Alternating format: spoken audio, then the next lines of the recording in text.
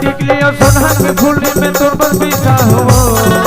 लाली के टिकली और सोना के फूली में तोर पर बिछा हो,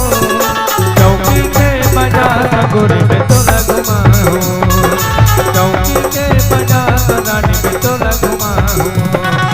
लाली के टिकली और सोना के फूली में तोर पर बिछा हो,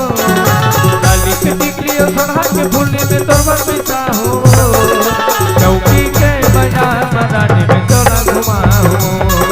चौकी के बाजार रानी में तोला घुमा हो।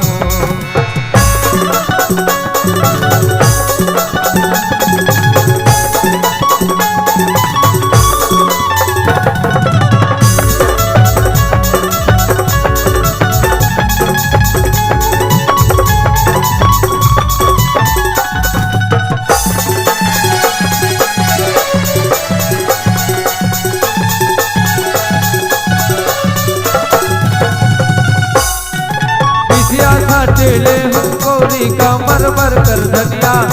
सोना के मोटरी खुली तोला पहुंची हाथ कंगना,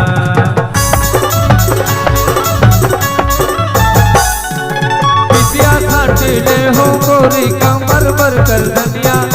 सोना के मोटरी खुली तोला पहुंची हाथ कंगना, आने बानी के पहिरा पहिरा के मैं तोला सजा हो, आनी बानी के पहिरा पहिरा के मैं तोला सजा हो, चौकी के बाजार बनाने में तोला घुमा हो, चौकी के बाजार वही में तोला घुमा हो।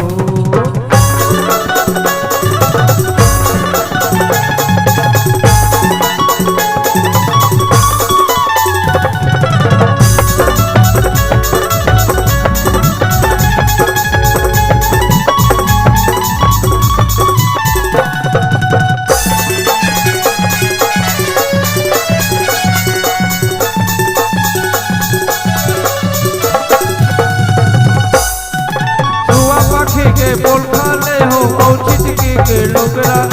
पहिरा ओढ़ा के सजा हो तोला वही डरे से बोला,